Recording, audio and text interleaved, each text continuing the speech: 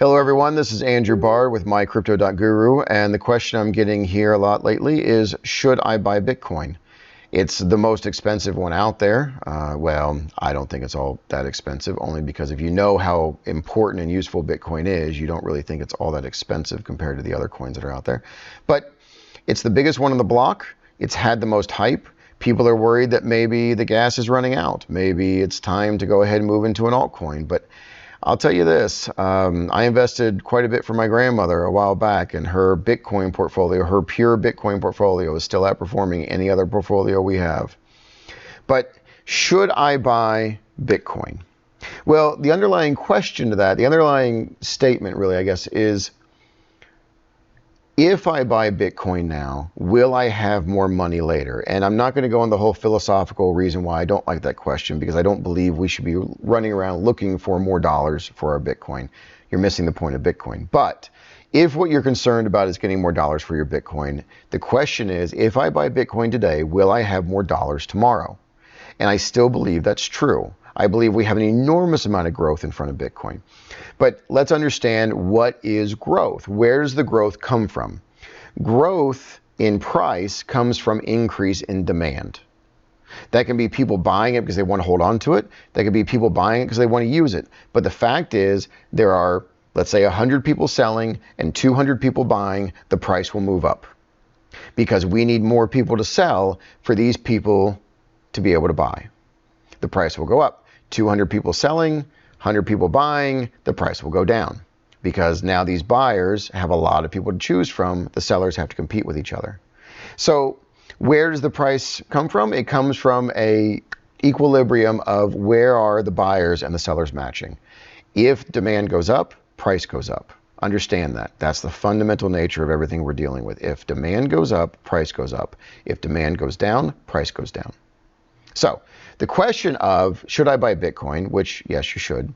And understand something. We're about to go over some concepts in here and some ideas that if you were part of our private channel, which is just $10 a month, if you were part of our private channel, you would have heard about these a long time ago. It's over at MyCrypto.Guru if you want to sign up. But so let's go over what we're talking about right now. What we're getting at is, if I buy Bitcoin, will I have more dollars? In other words, if I buy Bitcoin, will there be more demand for Bitcoin later? I believe the answer to that is yes. Two reasons why. We've got three major pushes. Well, one company that's got two pushes, and one major chain that's coming. So the Lightning Network is coming for Bitcoin. For those who don't know, again, if you're part of the private channel, $10 a month, that's all I charge. You get access to me, you get all the classwork, whatever. But the Lightning Network is a payment system that is changing everything about Bitcoin. For instance, my cousin lives in Texas, okay? I live in Missouri, my cousin lives in Texas, and I send him money every once in a while. Not because he can't pay his bills, but yeah, we'll go with that. He can't pay his bills. I don't know. It's not because of that. He has a good job. But so I send him money every once in a while, Christmas presents for his daughter or whatever. If I have him run my credit card for the purchase, it costs 3%. If I send him $100, every $100 I send him, if I send it through a credit card, is $3 out of my pocket, or his really. He typically, the merchant or the receiver gets the credit card fees. But the point is that it's $3 out of somebody's pocket. We started using the Lightning Network. Now the Lightning Network's still in beta. It's still kind of being tested, but you can send real transactions through it right now. We've got about 10 Bitcoin floating around in the network that's locked in to do this with. So I send him a Lightning Network payment.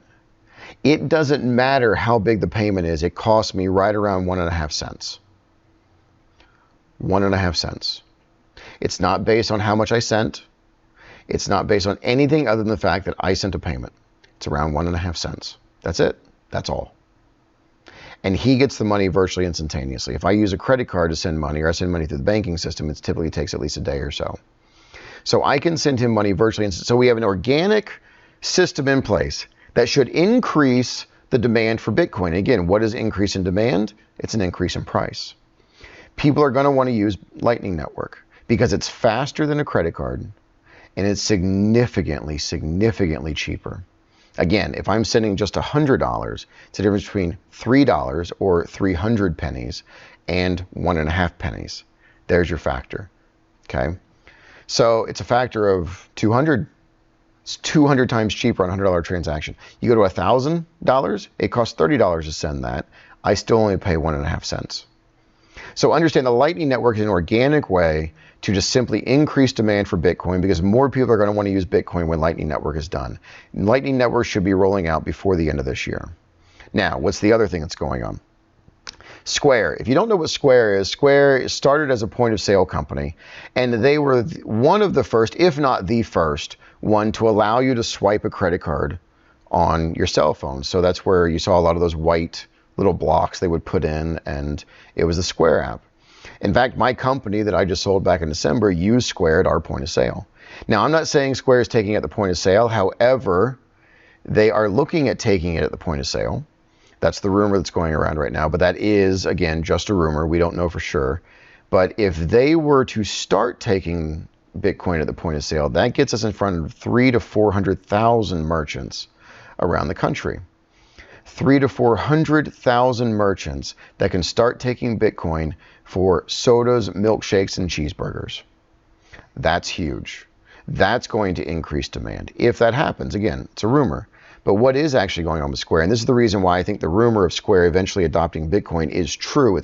I think it's going to happen. I believe this. But Square also has something called the Cash App. Now, if you don't know what the Cash App is, that's fine. They've got about 3 million users, and it's basically like a Venmo or a PayPal. You send money directly to your friends, and you pay a little percentage. You know, I think maybe 1.5%. I'm not entirely sure what the fees are on it. But they move around about $15 billion in any given moment. And with their 3 million users, 15 billion in circulation, they are now allowing you to buy Bitcoin directly through the Cash App. Now, I don't believe you can send Bitcoin to each other through it, but you can buy it and sell it with a Cash App and store it in the Cash App. So now we're in front of 3 more million people, which let's say half of those have never heard of Bitcoin, but that's still 1.5 more million users that can go in, and even if they just each buy $100 worth of Bitcoin, it's another $150 million into the market cap. So increase in demand equals increase in price. As you're going out and looking for things to invest in, look at things that people want. The more people that want it, the higher the price is going to go. That's why hype tends to drive things up until people realize that what they bought into was crap. So Bitcoin, in my opinion, is a very solid long-term hold. There's a Lightning Network, there's Square, there's adoption all over the place. Bitcoin is a great long-term hold. In fact, 40% of my portfolio is in Bitcoin. I'm getting ready to change that to 60, actually, probably the next few days. But anyway, if you're a part of our private channel, our private group, the $10 a month group over at MyCrypto.Guru, you'd hear about this a lot. We talk about this all the time. Where are things going to go? We called the Ethereum crash about 4 days before it happened. So I'm not saying we're psychic. I'm not saying we get everything right, but we did call that one. That one was pretty obvious, I think. So MyCrypto.Guru, sign up for the $10 a month updates, notifications. You get free access to me. You get access to our team. You get access to the classes. You get access to all the other users. And anyway, so this is Andrew with MyCrypto.Guru. And should you buy Bitcoin? Yes, you should buy Bitcoin.